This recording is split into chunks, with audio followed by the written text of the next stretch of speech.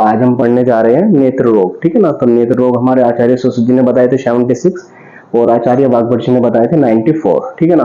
तो जितने उद्गीत रोग होते हैं मैंने उन्हें याद करने का आपको तरीका भी बताया था, कैसे कैसे हम याद करते हैं। जैसे मैंने ट्रिक बताई थी कि हम एक सीक्वेंस में पढ़ते हैं। जैसे कि पहले हमारा सिर आता तो पहले सिर रोग पढ़ लेंगे ना, फिर उसके बाद नेत्र आता है तो नेत्र रोग पढ़ लेंगे, फिर नासा रोग है, फिर मुख रोग है, फिर साइड से कर्ण रोग। तो मैंने बोला था कि इसे एक फोन नंबर बना के याद कर सकते हैं, जैसे 11 76 31 65 और 28, ठीक है ना। इस तरीके से इसको याद कर सकते हैं कि 11 76 31 65 28। आचार्य सुश्रुत जी का एक तरीके से मोबाइल नंबर है, ठीक है ना। ऐसे आचार्य वाघभट जी का भी नंबर याद कर सकते हैं 1994, ठीक है ना, 18 75 25 करके, ठीक है।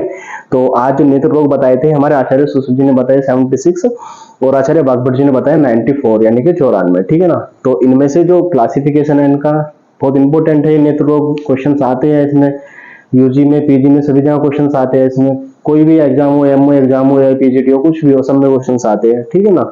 तो जो साध्य है, अब इनकी साध्य और याप्यता के अकॉर्डिंग इनको डिवाइडेशन किया गया है कि कौन से साध्य है, कितने साध्य है, ठीक है।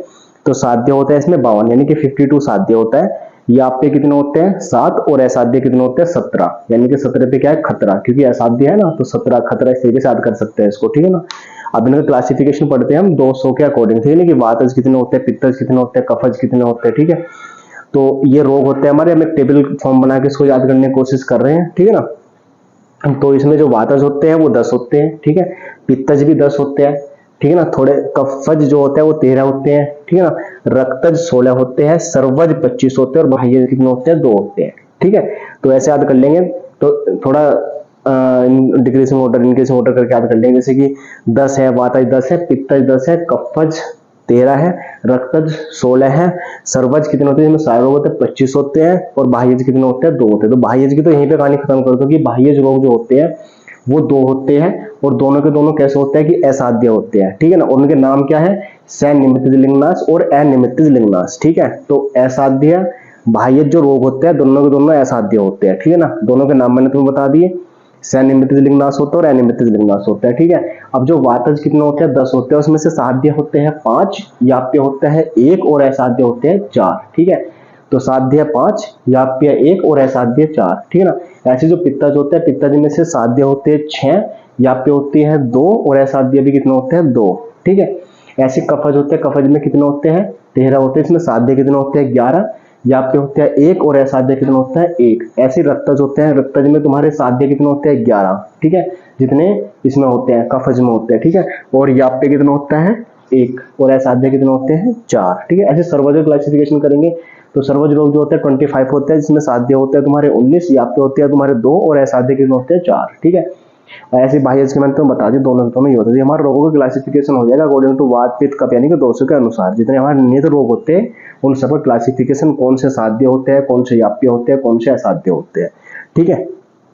अब जो रोग होते हैं अधिष्ठान के अकॉर्डिंग कि कौन सा रोग कहाँ पे, कुछ नेत्र संधि में होते हैं, कुछ जो है ना शुक्ल जैसे शुक्लगत में होते हैं, कुछ कृष्णगत होते हैं। तो इस तरह के जो रोग होते हैं तो वो क्लासिफिकेशन तुम्हारा 9 टाइप से डिवाइडेशन है इसमें, ठीक है। जैसे कि कुछ संधिगत होते हैं, कुछ बाह्यज होते हैं, ठीक है। तो याद करने का तरीका क्या है, मैंने एक ट्रिक बना दिया है कि संधि वो सुख जो सर्व कृष्ण बताते, ठीक है ना। क्या है, संधि वो सुख जो सर्व कृष्ण बताते, ठीक है। संधि से क्या हो जाएगा, संधिगत हो जाएंगे, ठीक है ना। वो से क्या हो जाएगा, बाह्यज हो जाएगा, यानी कि बाह्यज हो जाएंगे, कितने हो जाएंगे 2, ठीक है। सुख से क्या हो जाएंगे, शुक्लगत हो जाएंगे, ठीक है ना।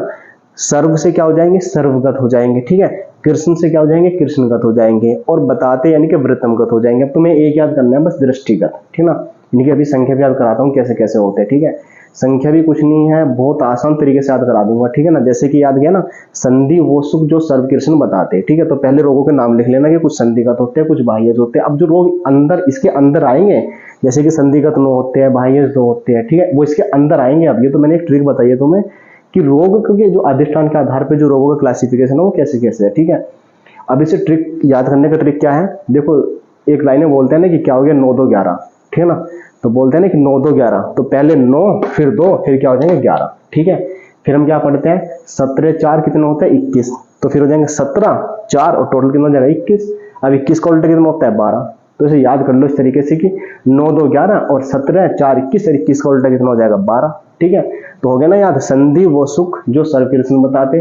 उनसे तुम डिकोड कर लोगे, कुछ संधिगत होते हैं, बाह्यज होते हैं, ठीक है ना, और कुछ शुक्लगत होते हैं, सर्वज होते हैं, ठीक है ना, कुछ कृष्णगत होते हैं, वृतमगत होते हैं, दृष्टिगत होते हैं, ठीक है ना। फिर कैसे इनको कितने कितने होते हैं, तो 9 2 11 17 4 21 का उल्टा 12, ठीक है ना, 9 2 11 17 4 21 और 21 का उल्टा 12, ठीक है। अब हम इसे क्लासिफाइड करते हैं संधिगत। संधिगत कितने होते हैं हमारे, 9 होते हैं। अब इनकी 9 की भी ट्रिक बताता हूँ तुम्हें याद करने की, ठीक है ना। जैसे कि 9 की ट्रिक क्या हो जाएगी, जैसे पीपीजी के उपलो से कृमि स्राव होता है, ठीक है ना, पीपीजी के उपलो से कृमि स्राव होता है, ठीक है। जितने भी तुम्हारे नेत्र रोग हैं, मुख रोग है, कर्ण रोग है, ठीक है ना, नासा रोग है, सबके सब रोग ट्रिक से याद करा दूंगा, सबके सब ट्रिक से याद करा दूंगा, ठीक है ना। तो पीपीजी के उपलो से कृमि स्राव होता है, ठीक है। पी से क्या हो जाएगा, पुयालस, ठीक है ना, एक पी से क्या हो जाएगा, पुयालस, पी पी, दूसरे पी से क्या हो जाएगा, परवनी, जी जी से क्या हो जाएगा, अलजी, ठीक है। उपलो से क्या हो जाएगा, उपना, कृमि से क्या हो जाएगा, कृमि ग्रंथि, और स्राव, कितने स्राव होते हैं, 4 स्राव होते हैं इसमें, वात स्राव नहीं होता है, ठीक है ना, फिर दोबारा बोल रहा हूँ, वात स्राव नहीं होता है, ठीक है। पित्त स्राव होता है, कफज स्राव होता है, रक्त स्राव होते हैं, और क्या होता है, पीयू स्राव होता है, ठीक है ना, ये 4 तरह के स्राव होते हैं, ठीक है। तो रोग तुम्हारे याद हो जाएंगे। इसमें 1 2 पॉइंट और याद कर लो, जैसे कि इसमें असाध्य कितने होते हैं, संधिगत रोगों के अंदर जो असाध्य होते हैं 5 होते हैं, कौन से, एक तो अलजी होता है, ठीक है ना, अलजी, और 4 तरह के स्राव, जो जितने तुम्हारे 4 तरह के स्राव बताए ना, ये सब के सब क्या होते हैं, असाध्य होते हैं, ठीक है ना। इससे जो नेक्स्ट है, जैसे कि बाह्यज मैंने तुम्हें बता दिया है, 2 होते हैं, दोनों दोनों असाध्य होते हैं। अब हम पढ़ेंगे शुक्लगत, ठीक है ना, तो नेक्स्ट वीडियो में शुक्लगत पढ़ाऊंगा, ठीक है ना। Okay bye.